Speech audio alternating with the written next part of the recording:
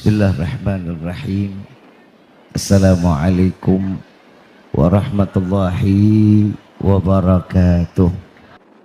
Itu coba kita lihat. Bu, maaf, orang kaya, Pak, tempat tidurnya ratusan juta, Pak. Gue nggak kebayang. Saya waktu mau nikah, beli isi kamar, ceritanya nih. Masuk ke satu toko, saya tanya, ini satu set kamar berapa?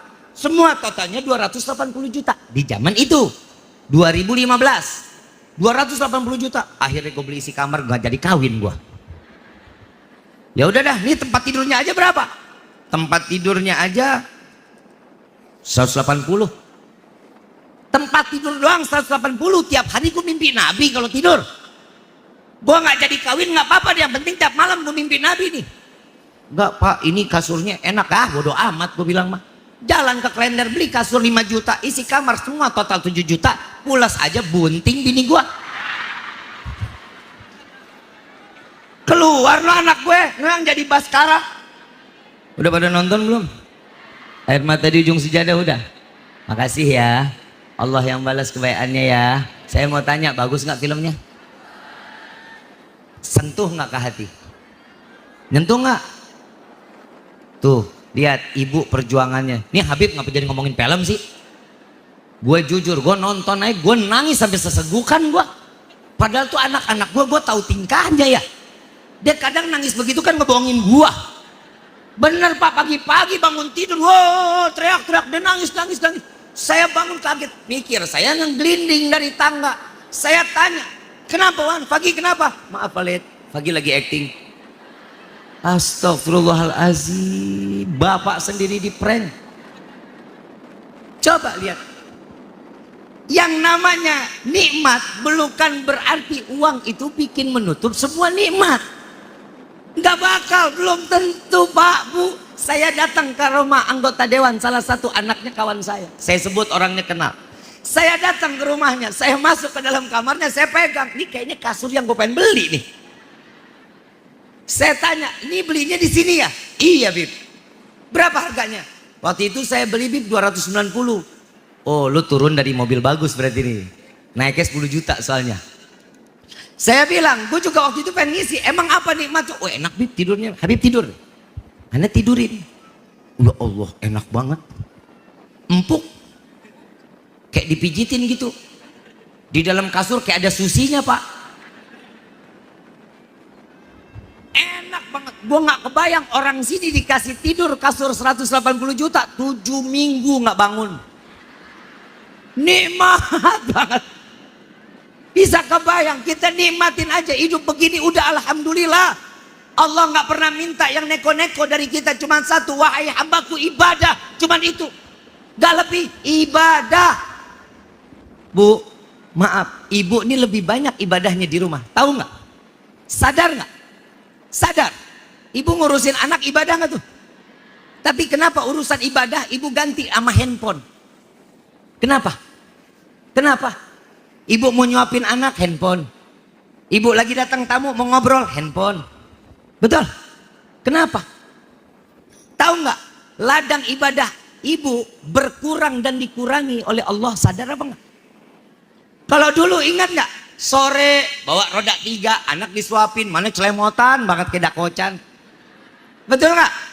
Ada anak sekarang digituin sama mamanya. Ada yang bawa-bawa lagi stroller gitu ada. Gak ada, semuanya handphone. Kenapa Bu? Kenapa? Anak mau makan handphone, anak baru pulang handphone. Alasannya apa? Biar apa? Biar anteng, biar diem. Saya kasih amalan biar anak anteng mau. Cekek.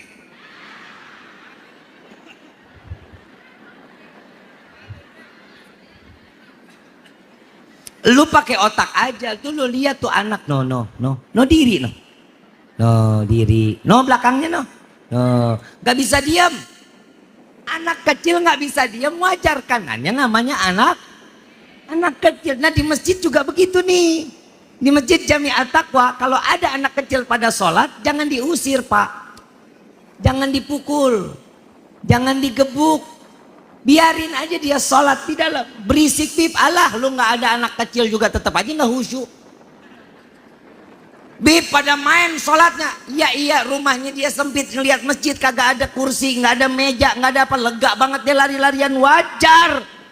Kecuali dia bawa sepeda masuk ke dalam masjid, main bola di dalam, nggak boleh. Kalau ada seanak kecil sholat di masjid, biarin, jauhin softnya, jauhin, biarin. Kenapa? Kalau dianya dekat, baiklah kita terganggu, jauhin 3 soft biar dia turu anak-anak. Dia mau sholat begini kek, dia mau tendang-tendang, biarin. Namanya juga anak kecil. Nanti kalau akalnya sudah main, dia tahu syariatnya untuk bagaimana ibadah kepada Allah. Nah kalau aki-aki sholat bercanda nggak pantas PA. Nah yang sholat aki-aki, imam aki-aki. Begitu imam lagi ruku atau lagi sujud, makmum kabur, kan lucu. Lagi aki-aki, iya kan gak lucu juga. Apa kata Imam Ghazali? Akan menjadi musibah besar bagi satu kampung jika di dalam masjid sudah tidak terdengar suara anak-anak. Kenapa? Pasti tidak akan pernah lagi ada yang akan memakmurkan saat nantinya. Berhenti, nggak ada yang doain masjid. Makanya lihat anak muda sekarang nongkrong pada deman, begitu tarhim pulang tidur. Ini kebiasaannya manusia. Allah udah ngasih kita nih baik lewat Nabi Muhammad SAW. Coba kita sadar diri deh, kita introspeksi diri, kita mau sampai apa? Kehidupan kita ini life is choice kalau kata orang sini mah. Hidup itu pilihan, mau kemana ada jalannya. Mau rusak Allah kasih jalannya, mau baik Allah kasih jalannya. Ikutin Nabi Muhammad SAW. Kalau kita sudah selamat ikutin Nabi, selamat dunia pasti selamat akhirat. Jangan buang sunnah Nabi, jalankan sunnah Nabi. Karena sesuatu yang tertempel dengan Nabi pasti akan menjadi mulia.